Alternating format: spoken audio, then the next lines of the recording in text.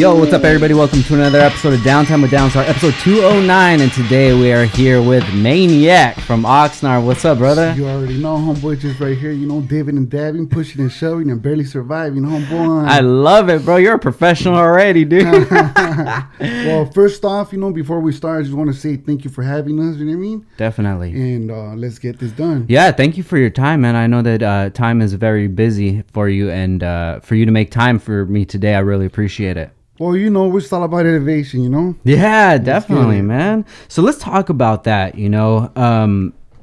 Just seeing your channel, seeing the videos that you're putting out, the content you're putting out. If you could just give us a quick breakdown of like what you're going towards and how you even got into that, man. You got something for sure. Well, basically, I'm not gonna lie to you, right? Like, at first I thought about it, and then I was like, you know what? Like, people are gonna start being negative. I'm gonna be a target for people to talk about. Yeah. Woo, right? But then I looked at the big picture, you know what I mean? I said, you know what? No, we don't have nobody doing that right here in Oxnard, Ventura County that I know of. Nobody's really putting content out there like that. You know what I mean? And we don't have no programs here to self-help programs, to rehabilitation programs. We don't have none of that here, you know what I mean? Yeah. So I looked at it and I said, you know what? If I make it, I could make the change and I could acquire like the support from people, you know what I mean? Yeah. And that's the objective right there. I love it, man. Hell yeah, dude. You're so right about that. You know, like we were talking before, I was never really into the gang life or had any family experiences or anything like that. But being born and raised in Oxnard, of course, you're gonna see it going on with friends or at school or things like that, something like that. And it's always just made me wonder, like, why is it that Oxnard is such a hub for so much gang activity?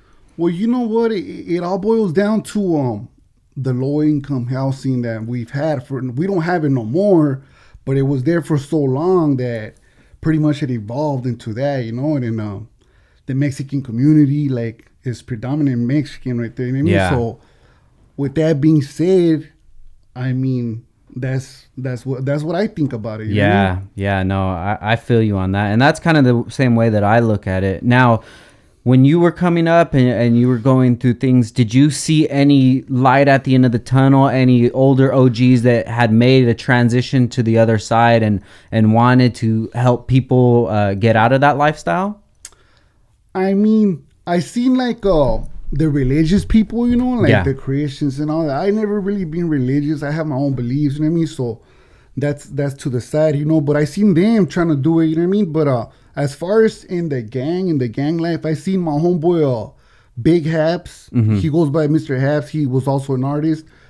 He was, from my understanding, I never really got to know him real good, but he's from the hood, you know what I mean? Yeah.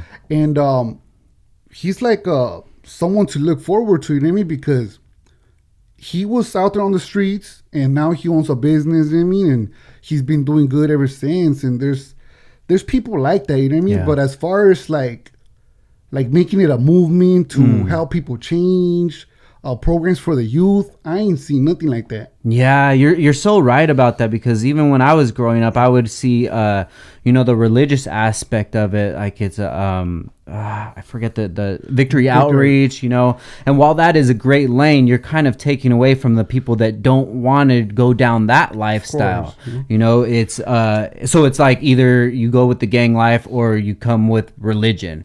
You're just trying to shift their thinking, you know what I mean? Exactly. And that's just like, to me, you're boxing them in, you know what I mean? Just because they need something, you know what I mean? It's like they have a program or two in the city of Oxnard, right? But from my understanding, there's like once you get into the gang, right? There's two sides. There's the active side and there's the non-active side, which is the dropouts. You know what I mean? And you don't supposed to integrate like your belief system. If you're active, you're not gonna want to be around them. You know what I mean? But in order to get help, for people that need help, they need to go to those programs, and that's the only programs they have right now. You know what I mean? Non-actives, they're integrated. You know what I mean? And I know it's not too it's negative. You know what I mean? But at the same time, like if that's the belief system, and that's the only way you're gonna help them, like it makes no sense to me. You know? Like they should have like separate programs for separate people, you know? Yeah, you know what's dope, man, is this time in with social media and all the access that we have, it's dope that you're able to just put your stories out there and tell people, you know what, this isn't about negativity. I'm not trying to glorify this. I'm trying to show you, look, I've been there too, and I'm on the other side. And if you want to come on this side, you know, that gives you a great platform, because yeah, all those other ones, it just seems like they're trying to control you in some other way, but you understand what it's like, what they were doing back then, and you see what can happen from that and how they can get out, and that's power right there. Pretty much, you know, and I'm hoping that, you know, eventually, like with the platform that I'm trying to build right now, we're gonna find like supporters, you know, like people that would actually own businesses and start hiring maybe one person at a time. You know what I mean? And my main goal is for people that get out from prison, you know, because the first time I got out from prison was in 2006. You know what I mean? And then I was only out for like a couple weeks. You know what I mean? I went back, I did like 2 years, and then I got out when there was the depression, you know. Oh yeah, 2008. Okay. You know, so like I'm not gonna lie, when I first got out, I tried to get a job, all this and that, but there was nothing there, you know. So Old habits. all habits die hard, you know, and I got back into it, you know. Yeah.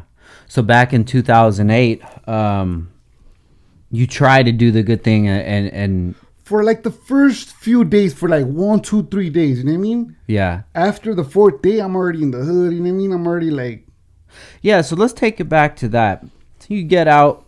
Is it already in your mind that I'm going to get back to my old ways, and then there's the other shoulder who's like, we got to fix it, and you're just battling within? it's like 90-10. For me, it was like 90-10 because, like, I see myself as a sacrifice for my neighborhood. You know what I mean? As a human sacrifice. You know what? We're a small neighborhood. We don't really have a name. Yeah, the OGs, they put it down, but we're dying out. We had a bad batch of homies that gave us a bad name. So I said, you know what? I'm going to put it down until we have a good name. You know what I mean? And if that means my life, then that means my life. You know what I mean? That was my belief system back then, you know? So at the same time, I was like, well, I can't do nothing without money. You know what I mean? If I start robbing people, this and that, I'm not going to be able to get ahead, you know? So at first, the first 1, 2, 3 days, I'll be like, you know what? I'm going to get a job.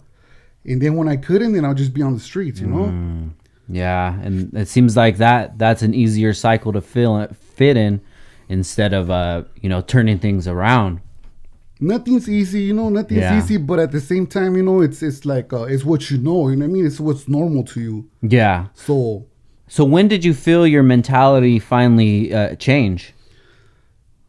When I was in county jail, I was facing 2 life sentences, right? And then I was there for extortion and a bunch of other charges, you know what I mean? And when I was there, I seen like everything change, you know, like there's no loyalty, you know what I mean? There's no honor, you know what I mean? And I told myself, you know what, I'm gonna write it out, but if I do get out from this one, you know what I mean, I'm gonna try to change my ways. Yeah. So I had it in my mind, but I said, you know what, I'm gonna do everything I have to do to stay solid and stay strong with my belief system.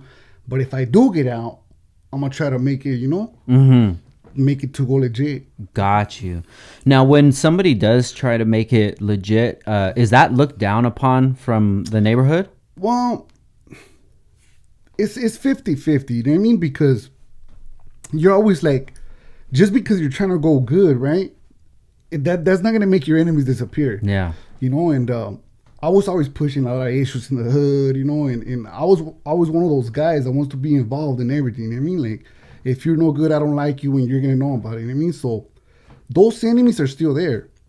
And not necessarily that they're no good, you know what I mean? But whatever strife you had with people is still there. So now you're battling with yourself, first and foremost, because you've known this. I've been involved in gangs since I was like 11 years old, you know what I mean? And I'm 34 right now. So this has been my belief system for so long that now that I try to change, I'm battling myself. Like, I'm like, I miss being on the streets. I miss that little rush, you know what I mean? Just doing crimes and all that. It feels good, you know? Like, that's just a rush you cannot compare to anything else that I've ever lived, you know? So I fight with myself every day, telling myself, you know what? The hood's right there. Just go over there, post up. Who cares if you get busted? You know what I mean? Yeah. But then the self-control kicks in, and I'm trying to stay out, so I'm battling, you know? All right, guys, I hope you are enjoying the podcast. We got to take a break real quick for our sponsor, Heel Toe Auto. An important part in buying Honda parts online is making sure that you can trust the company that you're dealing with to get you the right parts reliably. You may spend a lot of money on parts and a lot of time researching your build. The last thing that you want to do is send cash to a website where you may never see it again, or worse yet, never see the parts. With Heel Toe Automotive, an 18-year history and track record is part of the deal.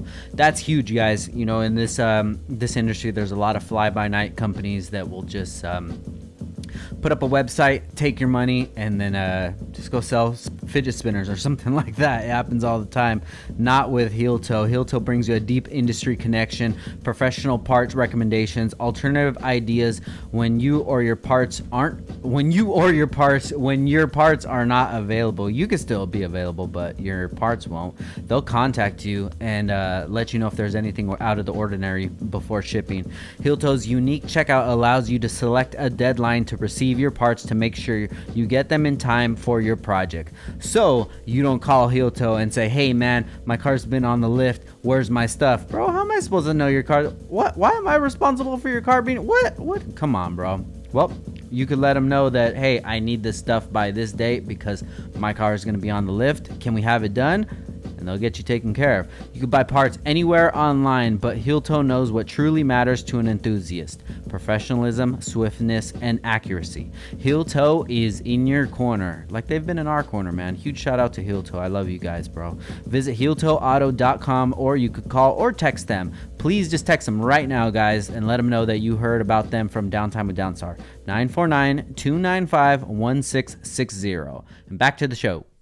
Yeah, do you ever think about it that you made that promise to yourself, and then if you ever do go back, that you're being disloyal to yourself? I never really thought about it like that, but that makes sense. But I've never really thought about it like that. I mean, if I go back, it's gonna be like on some self-defense type of issue. I'm not out there looking for people to hurt. I'm not out there looking for trouble. None of that. You know what I mean? I go to work. And then I go home and that's it. You know what I mean? I kick with my lady and that's it. Yeah.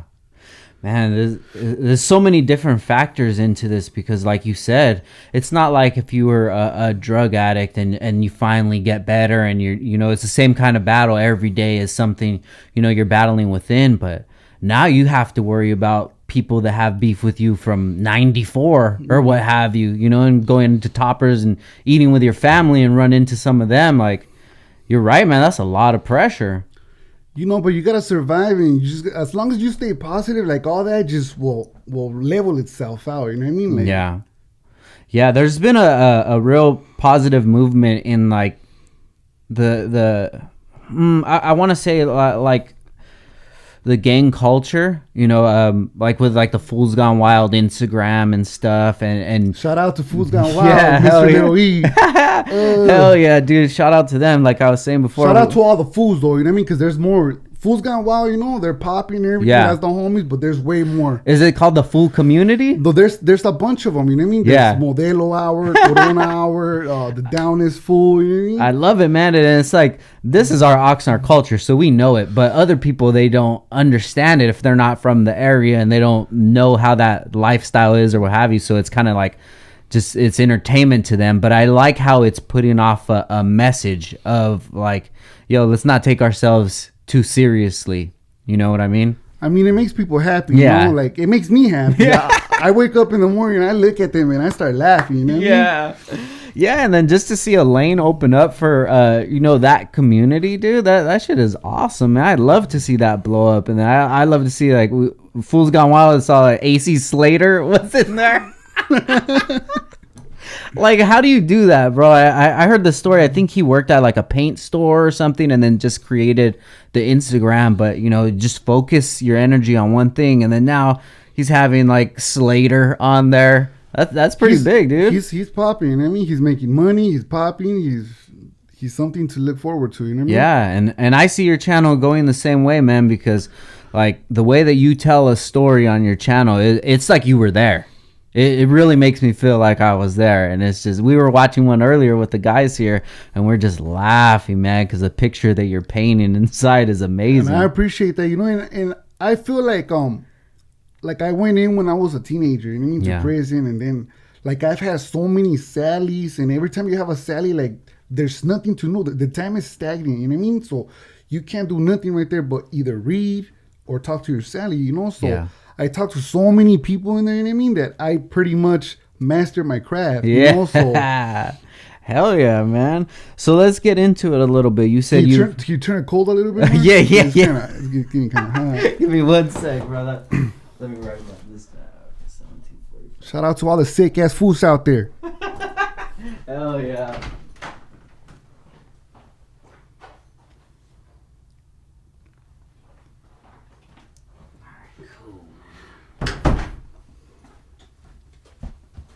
If you need to go down a little more, just let me know. No, you went up, right? Oh, it went down, to get cold. You wanted more colder? Yeah. Oh, shit, that was the max. Oh, that was the max? Yeah. Oh, we're good. You're getting into the stories, that's why. Yeah. I started sweating. I was like, oh, man.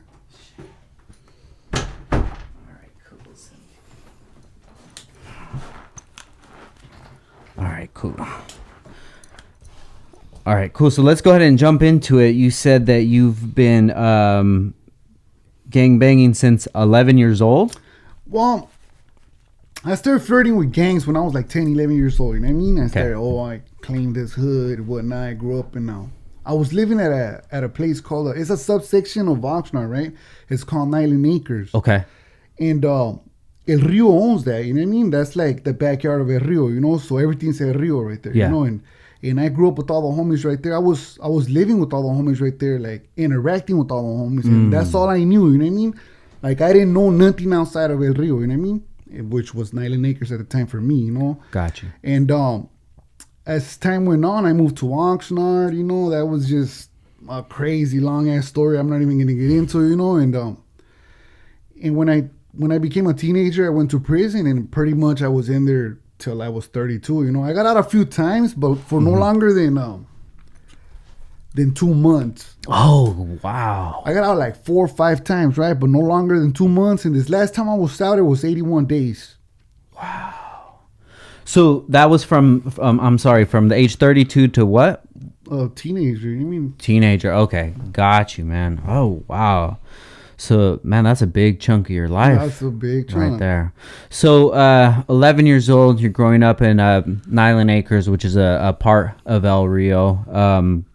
When you were out hanging out with these guys, did you have anybody at home that was telling you that wasn't the right thing to do? Of course. You know, my family's Mexican. They don't like cholos. They don't like the culture. They don't like none of that. You know what I mean? But at the same time, it was like all I seen was homies. You know what I mean? Yeah. And then I was influenced by corridos, so it kind of fell into that. That was like the closest to it, you know? Yeah, got you. Okay, so what was it that you were missing that the other people provided to you? Like, what was that feeling inside of you that was missing that you got from, you know, being around other gangbangers? Well, personally, like I hear this a lot, right? There's always somebody saying that they're missing something, you know what I mean?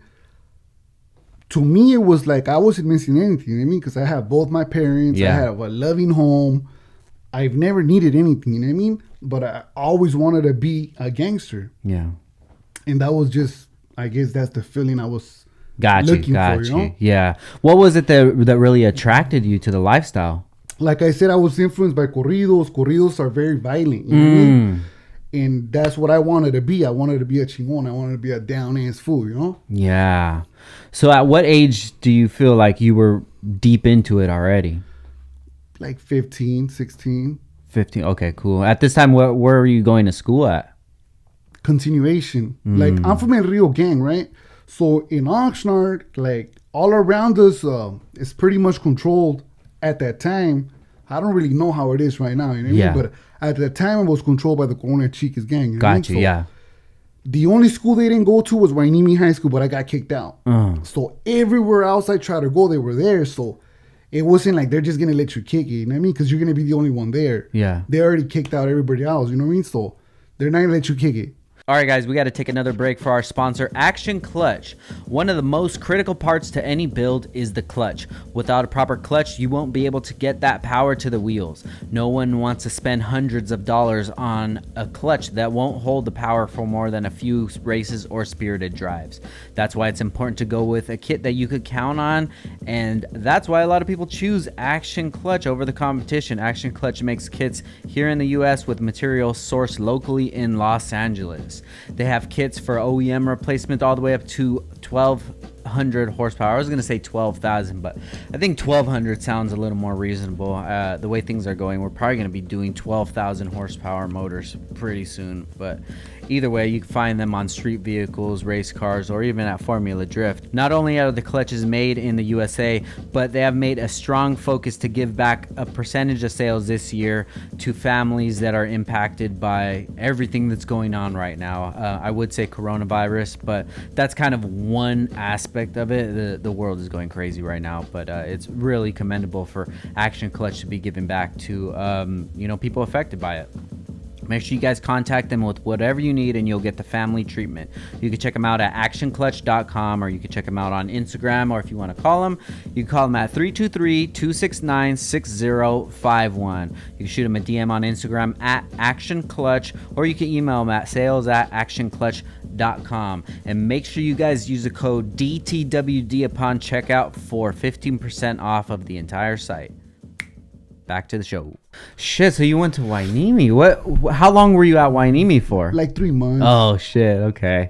Yeah, that's where I graduated from. Did you? Hueneme. What year? Yeah, 03. 03? Yeah. Oh, we were there together. Yeah, probably, I was man. there in 2001. Oh, shit. 2001 was the Yeah. year, so yeah, I was probably a sophomore then. Were you there when they shot that kid? Yeah. Yeah. Okay, we were going together then. Okay, you were there? Yeah. Oh, shit. What grade were you in? I was a freshman. Okay, so I was a sophomore then. Man, that was crazy, dude. My cousin was there too. Actually, we came out on that yearbook. Abel Rosas, I don't know if you remember him. He was a football player. Probably if I see him, bro. You know, it's been such a long time. I try to get that memories out of my mind, dude. I was a loner in high school. I mean, it's all good. You know what I mean? Yeah, we're all a loner in some type of way. in some way, huh? Got you, man. So you're living this lifestyle about 15 years old.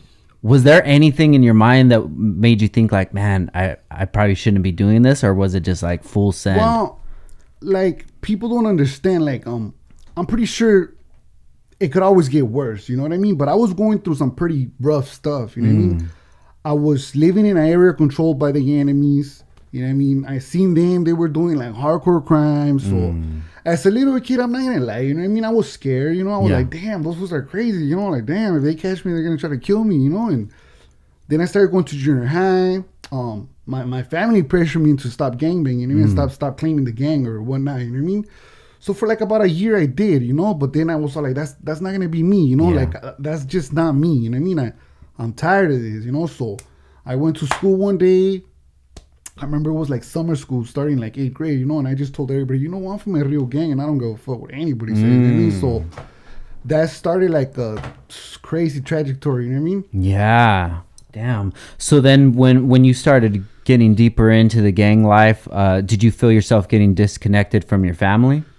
Well, that's always going to be the case, you know? That's always going to be the case because I started going to juvenile halls and I started like hanging out with my homeboys a little bit more, you know what I mean? And once you start kicking it with the homies, the people that I was kicking it with, they were pretty bad people, you know what I mean? Yeah. Not in that sense, you know, but they were pretty hardcore criminals, you know, so. Shit, man.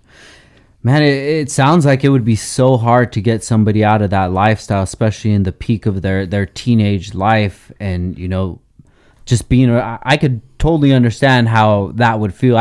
Probably the closest thing that I could say is like street racing. You know, because I'm a car guy, and street racing is just the adrenaline. But man, I don't even think that it would have that much consequences as going down that life. You know? Yeah, for me it was more like like, to be honest, like they were trying to victimize me. You know what I mean? So I was getting a little bit older, you know, and as they were trying to victimize me, I was just like, you know, I'm not gonna be a victim. You know what I mean? Like I'm gonna make them fools a victim. You know? So I remember this one time, right? Because like in junior high, I was pretty big for my age. You know what I mean? So like the kids right there, they weren't really tripping, but they were tripping because I was from a rival gang. You know what I mean? So after school, their brothers, their cousins, their homeboys.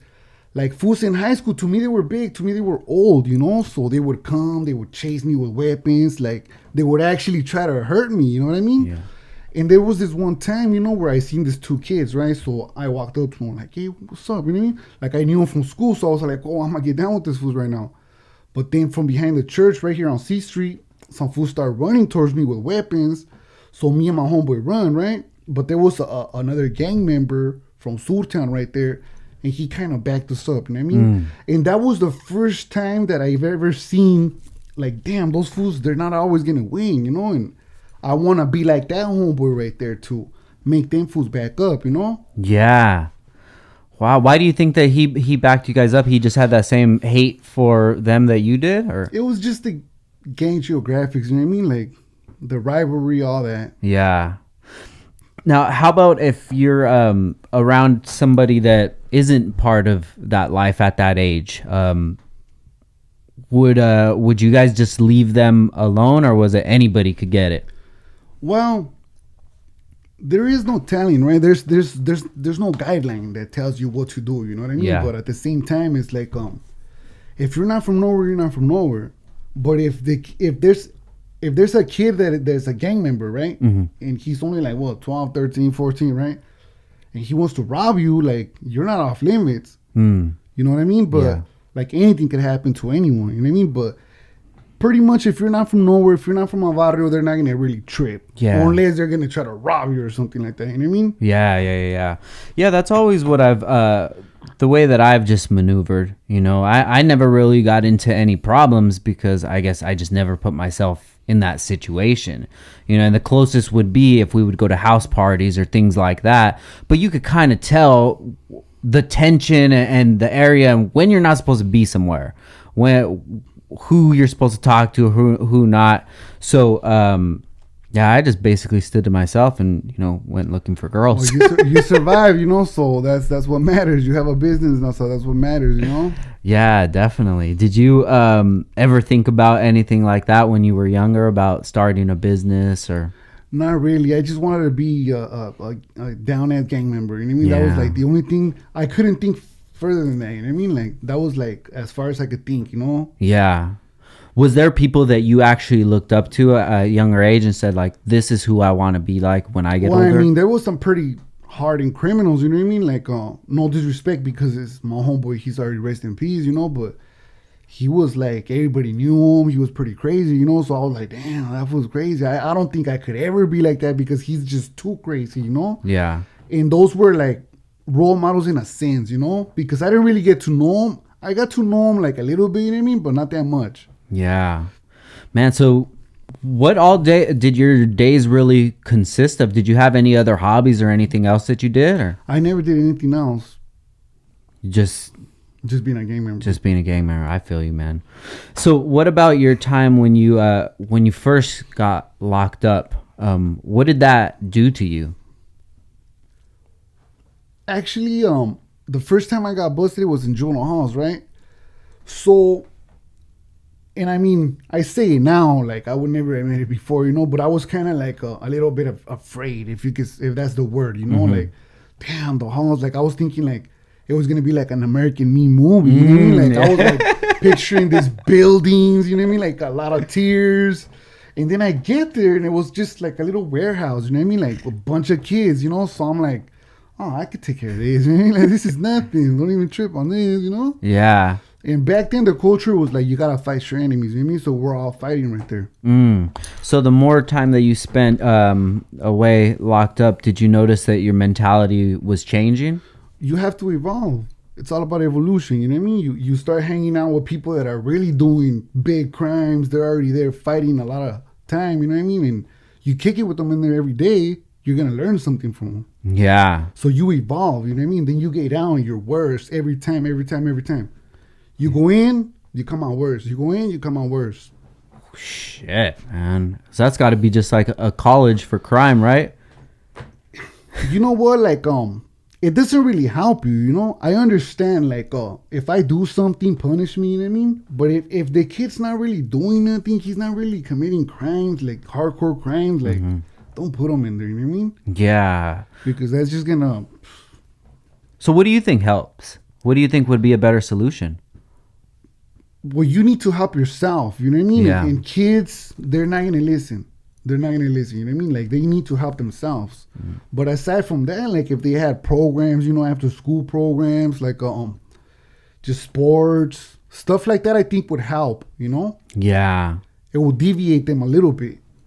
Yeah, because, like, you know, I've heard so many stories about, you know, the parents came from Mexico and they're too busy at work to see what their kids are doing with their free time or what have you. So then I could see that as being, okay, there's a reason you could fix it. But then, you know, like you said, I just wanted to do it just because. Like, how do you tap into that? I mean, you have to be responsible for what you do. You know, you can't be blaming your parents for what you're doing. You know what I mean? Like, you have a choice. I've seen families with 5, 6 gang members. You know what I mean? Yeah. And one of the kids is good. So what are you gonna say about that? Yeah, right? yeah. Like, you just have to be responsible. You know what I mean? You have to take responsibility for what you do. Yeah, but you have to want to.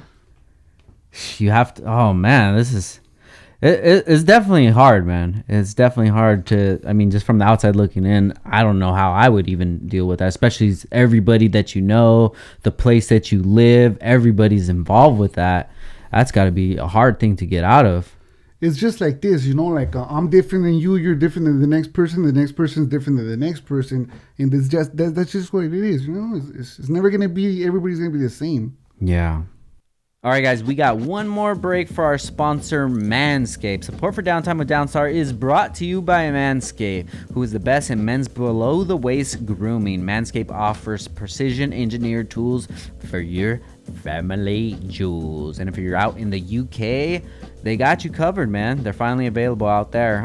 Manscaped is blowing up. You know why, dude? Because people were just so tired of just using a razor on their nuts. It was kind of a... barbaric thing, you know. My homie shaved his nuts one time and just went too hard and fucking the yoke popped, bro. But that's not gonna happen anymore with the lawnmower 3.0. 7,000 RPM, quiet stroke technology. I love that. USB charger comes with it, and 90-minute battery life, LED. This thing is legit, man. And when we start traveling, I'm gonna be putting everything in my Manscaped tote bag, and I'm not gonna be showering because I got the ball deodorant. So I'm gonna go straight from the plane, put this ball deodorant on, go to a meet and just shake a bunch of hands, and come back, put the ball deodorant back on, and hit the plane, bro. No time for showering. And if you want a little spritzer, you get some ball toner, tone you up. But guys, for real, if you really want to support the podcast, if you're down with the Downtime with Downstar fam, make sure you guys go to manscaped.com, use the checkout code DTWD for 20% off plus free shipping. What else do you want? Like, you're getting free content here. What else do you guys want? Just get one of these. You're going to make us happy. You're going to make your lady happy. And you're going to make yourself happy. And your parents are even going to be happy too. So you can show them your junk and be like, hey, Mom, look at this. I did all this with Manscaped. And I just saved 20% off. Because you know how moms like to show. Because you know how moms like to save. I don't know what the hell I'm talking about. Let's finish this pod, guys. So when you would get out on these, few month spurts that you would be out, what is your mentality when you're out? Like, I'm just gonna keep going until they catch me again? Hell yeah. So you already knew in your head that, like, I knew in my head, like, I didn't care no more. You know what I mean? Like, I've been to prison. I've already been to a level 3 yard. Like, I didn't care no more. yeah, You know, like, my first violation, I got busted with a shotgun and then a bunch of shells, dope. And back then we had a year violations, you know, so it eats up the charge. So, for example, you know, you get busted with a gun, you get a year violation, right? You do the year, you come back, you want to go to trial. The DA is going to be like, he has time served. We're going to waste all this time. And this guy already has time served. He's just making us waste the money. Just drop it. got you. So going in and out so many times, did you kind of understand the flaws that the system had and ways to work it in your favor? Well, from what I've seen, you know, like a lot of things change, right? A lot of things change, but as far as the flaws, like there's gonna be flaws in everything, you know. Yeah. So what about the other side of things, like the police department side of things? Was there never any cops or anything like that that understood the lifestyle and understood the pressures that you guys went through and try to be like the good cop? There's good people in every field, every walk of life. There's good people. I mean, I met a lot of good cops, but I also met like the majority of them are pretty much pricks. You know, they're programmed into like attacking you. You know what I mean? They see you, they want to bust you because you're trash to them. Yeah. You know, and that's just the way they're programmed. You know, I can't blame them, but at the same time, that's why we don't like them. Even though you understand why they have that idea? I'm gonna give you an example, right? Like I paroled from prison, right? And when I was in prison, like unfortunately there was war in there. I'm not gonna get into that, right? But we were on lockdown. We couldn't go out, so I was studying for my GED. I didn't have my GED, right? So I was ready. I come out, I go sign up, right? My homeboy gives me a ride. He's also on parole, right? So I get pulled over with them, and I show the cops, look, this is my books. I'm gonna go take the test. Like, I have to pay. Look, this is the receipt. And I told them straight up, like, look, go search the car. I know you guys are gonna do it regardless. If you don't find no weapons or any gang paraphernalia, let us go and let me get my GED, you know? But they didn't do it. They said, no, you're hanging out with the gang members, so we gotta take you back for a year. So you ended up going back for a year? For a year. Just for trying to, like, I mean, I understand. I was wrong for going with the homeboy, but in all reality, I'm trying to do something positive. Fuck, man. That's a fucked up one, dude. But, I mean, you do understand that was the my stipulation. Fault, but it's like, it was either walk over there or get a ride, you know? Like, what's you gonna do? Yeah. Did you know at that time that you were putting yourself in a risk? I didn't care. Yeah. I didn't care. You know what I mean? I was happy. I was my homeboy. We did our time together. You know what I mean? Yeah. No, I feel you, man. And I mean, it's the same thing with the car community. It's not as vicious, but it's like, yo, I know all the stuff that we do to the cars isn't legal. I know that racing and, you know, fast stuff under is not legal.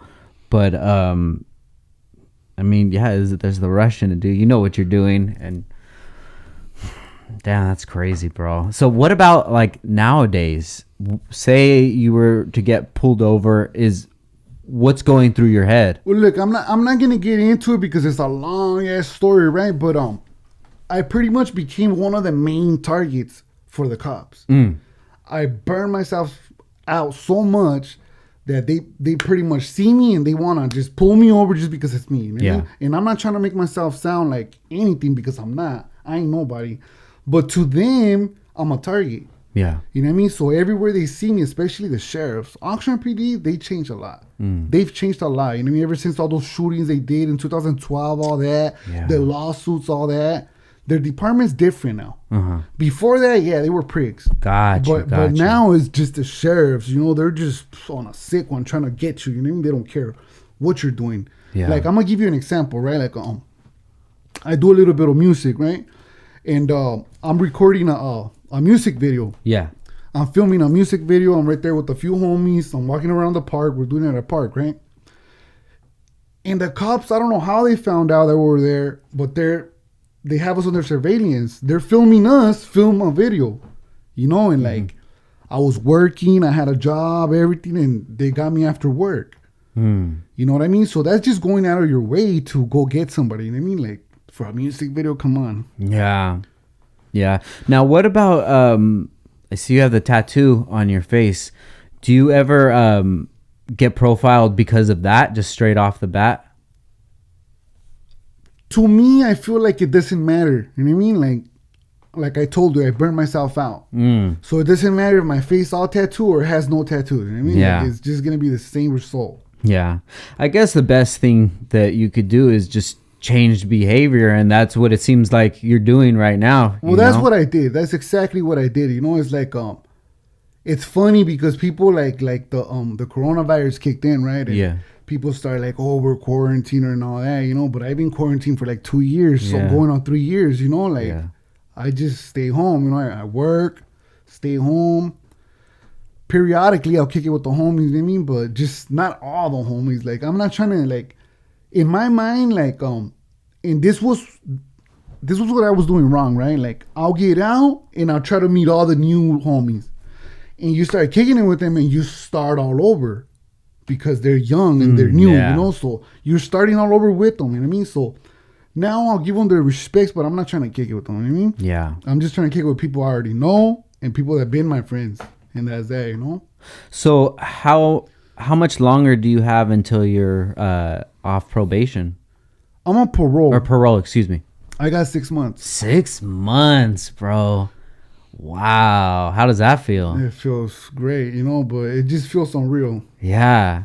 And that's been for the last 15 years? Wow, man. Congratulations, bro. Thank you. You know, 6 months is going to fly by quick. I'm just trying to stay low. I mean, maybe not for you, but... Well, I'm working, bro, so it doesn't really, you know? Yeah. It doesn't make a difference. Yeah. So what do you have planned for the 6 months? Well, for the 6 months, I'm just gonna work. Like after, you know? After I want to travel. I haven't been to Mexico ever since. I have family over there. You know what I mean? I have friends in Spain. Like I just want to travel. You know what I mean? It doesn't matter where. I just want to get out of here. I can't even leave Ventura County because I'm on GPS. You know? Oh shit! So it's that. What's the mile radius or just Ventura County? Just Ventura County. Damn, man. Have you ever traveled anywhere in your life? Like outside of maybe California? Or? Yeah, I mean, I've been to Mexico before I got into the system. Yeah. I've been to Mexico and that's it, you know? Yeah. Got you. Oh my God, man. I mean, right now, it would probably be the best time to travel because tickets are cheap. Straight up, you know, but unfortunately, you know, I'm still stuck in the situation, you know, but we already talked about everything that I wanted to talk about, and now I feel like is the right opportunity, you know. I don't know how many people are gonna hear this podcast one night, you know what I mean? But if anybody has a business, right, and wants to hire felons, let me know. I'll promote that. Got you. Okay, so let's talk about that. When you get out, do they just make it so hard for you to get a job? It's hard to get a job. It's hard. If you know a parolee and they don't have a job, it's very, very hard. First off, you get out, you don't have an ID. So you got to wait those 30 days to get an ID. Okay, got you. Second of all, you don't have no experience. If you're like me, I went in there as a teenager, you know what I mean? So I don't have no experience. So they want to arrest me. They want a bunch of jobs. They want all kinds of, you know, they want people to vouch for you. They want all that. Yeah. And you don't have none of that. So the best thing to do is either go with a family member that's going to help you or just go on Craigslist. Yeah. And get little jobs for a day or two until you build a resume or some experience. Damn. Feels like the cards get stacked against you. All the way live. You know, that's like once you're in the system, if you don't have a support system once you get out, you're through. That's why people keep on going back, you know? All right, guys, we got to take one more break for our sponsor, our newest sponsor, Aeromotive. We're so excited to have them part of the Downtime with Downstar team. Piecing together the fuel system for your build can be a difficult task. Luckily, Aeromotive has your back with everything from replacement fuel pumps to fuel systems that will support up to 3,000 horsepower. For 3 cars? What are you talking? That's ridiculous, guys. Aeromotive's engineers have developed a solution for your build regardless of the power level. If you're looking to make a switch over to E85, they have every part you need to build the system that will be there when you need it the most. Need a custom fuel system for your daily Need a custom fuel system for your daily that turned into a project car? No problem. And that's so funny because that happens all the time. Every time you get a new daily, hey, it turns into a new project car. But what can you say with the sickness of being an automotive enthusiast, man? But make sure you guys check out aeromotiveinc.com, and you can check out some of their newest products that they have, such as the brushless pump line. It's quieter pump, less heat, and it lasts longer than traditional brushless motor pumps. They range from the A1000 all the way up to 10 gallons per minute for 3,000 plus horsepower cars. Once again, I don't have anything that crazy, but if you do, good for you, man. That is awesome. Let me drive it, please. Something that would be more towards our style would be the Stealth 340, which is the top selling pump, and that holds about 700 horsepower for EFI setups, or 1,000 for a carburetor.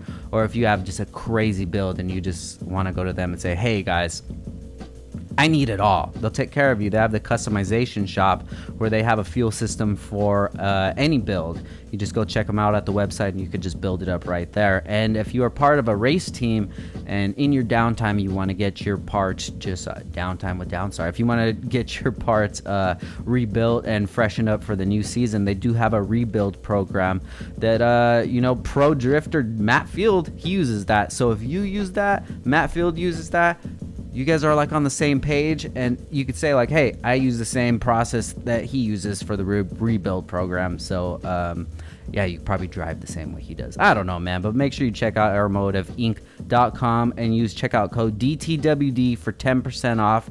Huge shout out to them for sponsoring the podcast, and huge shout out to you for listening to this podcast, man. Thank you for your time, and I hope you enjoy the rest of the episode.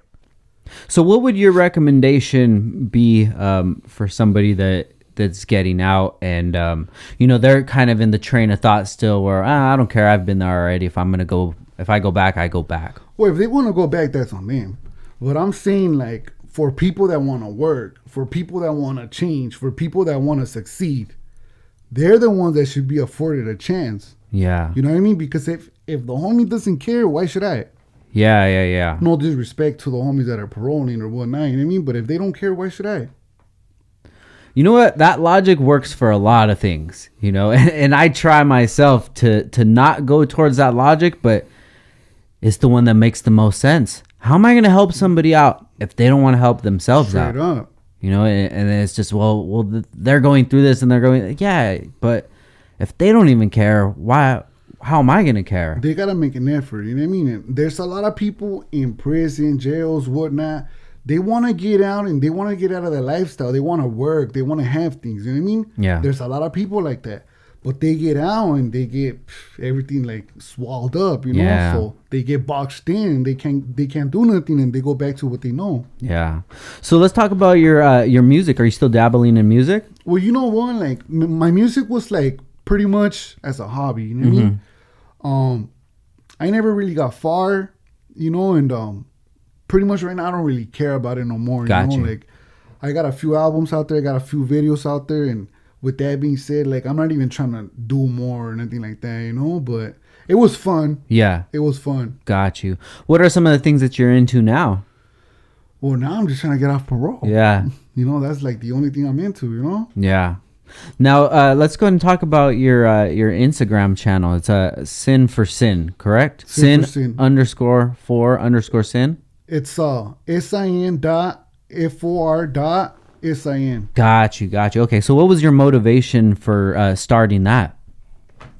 Well, I've been had it since I was in prison. Like I'll call my family members. They'll make a post for me. You know what I mean? Gotcha. I'll call them from a collect call, and then I'll be like, oh, well, say this or say that. Try to look for this person or that. So I already had it, got out, and then I just kept it, and I started growing. Yeah. So did you make a conscious decision? Okay, I'm gonna start doing short videos, or was it just one and then it caught? Well, it's like this, right? Like I told you I was fighting live in 2012, right? I left in 2015. Mm-hmm. It was a couple years, So with my Sallies, with the people that were there, we're in the dungeon, So we're separated from everybody else in the county jail. It's only 16 cells, right? Mm-hmm. So we're there. Like I was there for a couple years with the same people, and we talked about things like that. We talked about starting businesses. We talked about changing. We talked about being funny. We talked about making movies. We wrote books. Yeah. Like, you'd be surprised how smart people are, you know, and people think like, oh, they're locked up, they're no good, you know, but a lot of people, it's like you evolve in there and you're just like a hybrid, you know, you just start thinking all kinds. And we used to do everything I do on Instagram now, I did it in jail. You know what I mean? Like, all that funny stuff, like I used to make my Sally's laugh and the homies on the tier, you know, and it's always been me, you know, I like people being happy. Yeah. So that's your focus for this, is just to tell these stories and try to entertain people? My focus with this is, like I said, to try to appeal to people that have businesses. You know what I mean? That's the focus. That's the objective. You know what I mean? But if I'm gonna do it by making people laugh, then that's the way I'm gonna get them. You know? Yeah, definitely. Do you ever think it'll get to the point where you start your own business and then you'll be able to bring people in? Well, that's the main objective, you know. But in order to do that, I first have to like learn something. Yeah. So did it take you a while to figure out all this stuff, like the YouTube or things like that? Everything's hard because I don't know nothing about technology. You know? So yeah. I do everything on the phone. And luckily for me, the audience, they don't trip, you know. But I tell them straight up, like, look, I don't know nothing about technology. This is what you're going to get. If you don't like it, with all due respect, then go to another channel. That's fine, you know. But they support it. Yeah. Now, when things were changing so much on the outside, did you get word of that on the inside? Like even saying cell phones, you know, like iPhones, you know? Like, I didn't really pay attention because I was in there, you know. That's like, it's like a whole nother world in there. So you're just detached. Like, after, like, people are going to write to you for a year or two, you know, or people are going to write to you when you first start getting busted. Yeah. I had already been in the system for 10, 15 years, you know, so people get tired. Yeah. People start writing, like they start replying, and it just goes like that. You know, you just get stuck into what's going on in there, you know, and you just forget about everything else. Except for your family, you know, they're always going to be there. Yeah. But did that show you that, you know, the people on the outside, they weren't really your friends, or did you just think of it as, you know, they're busy, I'm busy? It's just part of the lifestyle. It's just normal. You know, that's the norm. That's what people do, you know, like. Yeah. There's no such thing as people being there the whole time, you know? Yeah. I feel you, man. It's definitely an interesting lifestyle for sure. And always from the outside looking in, I always just wondered, like, why did these kids go down this path, you know? Because I mean, realistically speaking, there's a big chunk of your life that went towards that. Do you ever feel like that you wish you would have taken a different route?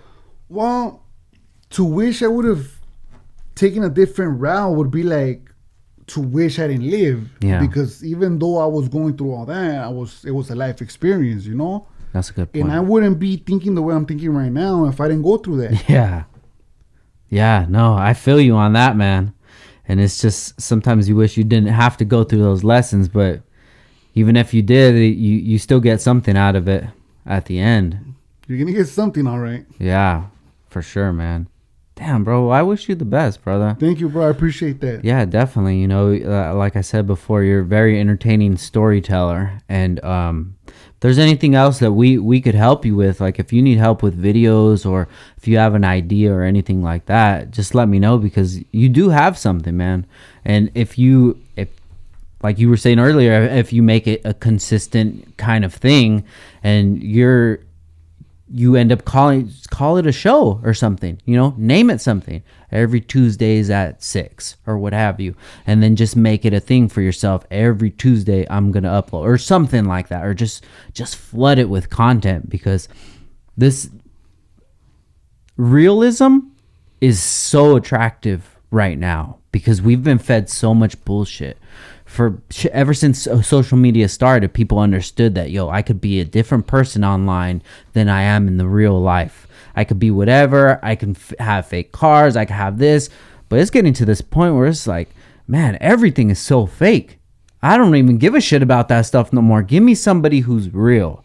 It doesn't matter if it's filmed on an iPhone or if it's filmed with a camera. Give me something real. People are loving that shit right now. So this is like the perfect time for a channel like yours. I appreciate it, you know, and if in any way you could help in as far as with the videos and all, that would be great. Yeah, no, definitely, man. If there's anything that you've been trying to do or anything like that, the line of communication is open, because I really support the message that you're putting out there, you know.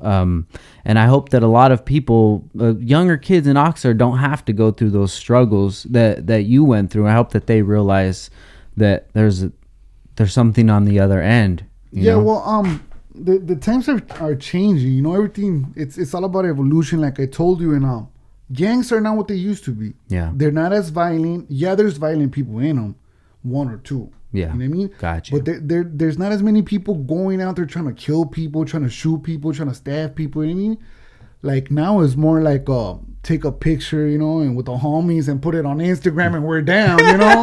yeah. But don't get me wrong, no disrespect to the ones that are gunners. Definitely. Because every generation is gonna have killers, you know what I mean? But that's what I see. Yeah, definitely, man. Well, like I said, I love your message, man. Anything that we could help, just let me know. But if somebody wants to check out your channel or follow you on Instagram, where can they do that at? Follow me on Instagram. Yeah. Instagram's gonna be Sin for Sin. I'll have it listed below too, guys. SIN .FOR.SIN. And then on YouTube, it's a different platform, so I have a different name. You know what I mean? It's Cholo Juan. Cholo Juan. Okay, cool. And where do you see your most growth coming out of? Is it Instagram or is it YouTube? YouTube. Yeah, I bet, dude. Which is so crazy because that's like the hardest platform to get popping on, man. It's working for me. Hell yeah, dude. Telling you, bro, people are loving this real content, you know, whatever it is. But with me, it's gonna be different because right now I'm on parole, so I'm limited. Yeah, so definitely. Everything you see right now that I'm doing, I'm on parole. Yeah. So I'm doing it while I'm on parole. When I get off, I could actually do like hood blogs. So I'm gonna be right there with the homies. Yeah. Chilling, like showing people real life stuff, you know.